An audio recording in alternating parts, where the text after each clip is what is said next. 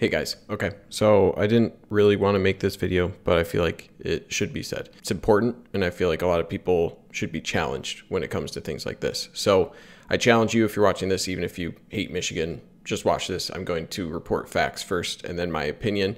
All articles, tweets, resources mentioned here in this video will be in the description below. So these tweets, I'll throw them on the screen, are what inspired me to make this video. And before I dive into my opinion on those, let's first dive into something that those two tweets do not, and that's facts and context, okay? So it'll be a long lead-in, but context matters. Facts matter.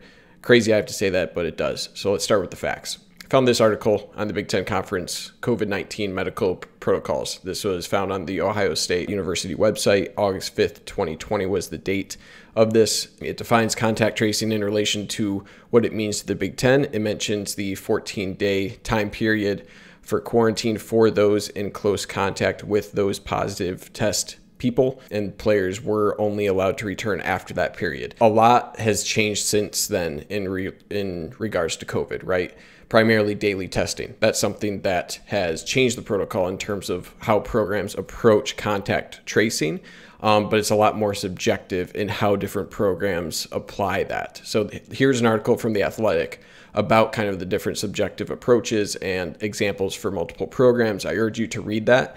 It mentions that provided daily testing, it does cut down the danger on contact tracing. That makes sense, right? Because daily tests cut down on the need for contact tracing in general, but it's not foolproof, right? The article mentions that you could have the scenario where someone tests negative despite having a small amount in their body still. That viral load may only develop up to the amount that can be caught by the test by day 14, right? So that's from Matai Chaco. I probably butchered that, but he's Berkeley Public Health spokesperson. Okay, so those aren't my words. That's from him from this article. And the safest approach for that is multiple negative tests after contact tracing. But again, how many days, right? CDC says 14 days, but that's because that's how long a dormant virus could take before setting off that positive test, where that person still has the virus before they actually test positive, right? CDC is downgrading that from 14 days to 7 to 10 days soon in their recommendation, but the Big Ten Conference themselves haven't responded to the CBSSports article that referenced that CDC update. It's seemingly up to each program's health officials to provide that guidance in terms of how to address contact tracing, okay? So there's no true guidelines supported there, and that's a big issue the Big Ten has. Games will be canceled if either team's positivity rate is above 5% and its overall traveling party, which is coaches and on-field staff, exceeds 7.5%. And players that test positive are out for 21 days. Those are facts we also know, and the source for that is NBCSports. So Michigan canceled the games against Maryland and Ohio State due to COVID reasons, right? There is reported to have 45 players out for Michigan due to positive cases, contact tracing, and injuries. That's Sports Illustrated with that source. Big Ten has very loose rules also about how teams report their numbers, okay? It's a mixed bag when it comes to how those teams are actually reporting those and how people like us actually get visibility on that. It's not very clear, and it differs from program to program. So let's look what we know about Michigan's numbers. It's an important thing to keep in mind here that Michigan reports weekly numbers, okay? So I'll throw up a calendar here with each of these stats. 11/21 to 11/27, 8 positives. That's 7 student athletes and 1 staff member. And also for each of these stats I'm going to throw up here, this is for 4 athletic programs that are on campus. That's Michigan football, men's and women's basketball, and hockey. So this is among 4 sports. We don't have visibility into what distribution these numbers are into each of those, especially for 11/21 and through 11/27. So that first stat of 8, we don't know in relation to that number 8, how that's distributed, okay? 11/28 was the Penn State game. Michigan played that game. 11/28 to 12/4, 15 total positives. That's 14 student athletes and 1 staff member. That was the week before the Maryland game on December 5th, okay? And then December 5th through December 11th, 13 positives, and that's 9 student athletes and 4 staff members, okay? And then tomorrow's the OSU game, or today if you're watching this on Saturday, December 12th, that Ohio State game is canceled, right? So like I mentioned, that's between 4 sports for each of those weekly numbers. Angelique Chengelis, I believe I'm pronouncing that correctly, of the Detroit News mentioned that the numbers for the previous 2 weeks, so that's from November 28th to December 11th, those 2 weeks, those numbers were strictly for football. Okay, so that's the report that she is having on the numbers between those 2 weeks. Okay, that was on this Twitter thread I'll throw up on the screen. We know those numbers are about football. We don't, we can't say from November 21st to November 27th what distribution those have in relation to other programs, but we do know these latter 2 weeks are football. So that's 23 student athletes guaranteed to be out for the Ohio State game. That's because those fall within the 21 days from those 2 weeks leading up to the Ohio State game. They would for sure be out. Those positive guys would be out. And then some number of those 7 student athletes from 11/21 to 11/28 would also be out, right? Because that would also fall into that 21-day time period, unless one of those guys was on 11/21, which would be exactly 21 days. So there's some number in that 7 that you could add on top of that, but we know for sure there's 23 student athletes that were guaranteed to be out for the Ohio State game.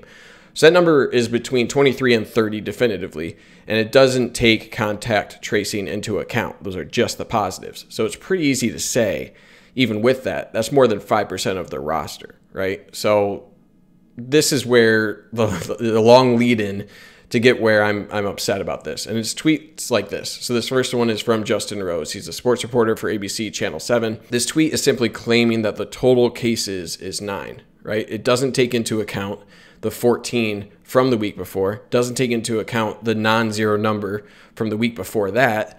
All of those numbers are relevant here. Presenting just 9 is dismissive of those previous weeks, which have an impact on the total number of cases for Michigan playing that Ohio State game, right? Those positives aren't tested week after week. They're out for 21 days. So it's one of two things here for Justin Rose, right? He either, one, doesn't understand the testing going on within these programs and the stacking nature of those positive tests in relation to how it impacts a game and whether it can be played or not. Or number two, he does understand that and chose to misrepresent that stat, right? Both are inexcusable as a sports reporter. That's just, it's not acceptable, in my opinion.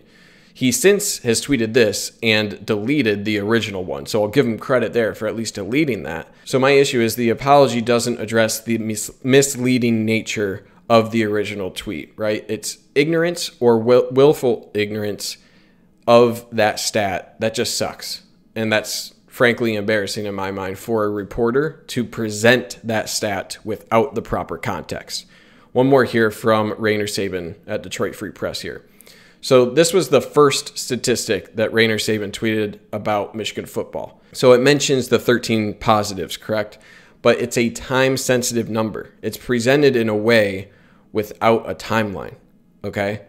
Presenting a statistic that is timeline-specific without the timeline specified is misleading. It simply is. You can scroll through the quote retweets. You can scroll through the replies. This is a big issue with Twitter where people will take things at face value. And sure, it's not up to Rainer Saban to be responsible for how those people interpret that. But the statistic itself without the context is misleading by nature of that post. Again, that's my opinion, but I don't think that's too much of a leap there.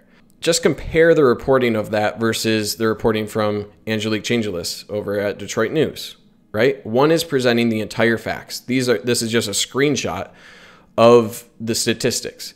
The other is taking just a snippet of that without adding the context that's important for that statistic to make sense, okay? So again, it's just ignorant reporting at best. It gives them the ability to hide behind these are the numbers reported to us without addressing how those facts are perceived by those who don't look into the numbers. Rainer Saban hasn't reported these numbers week by week.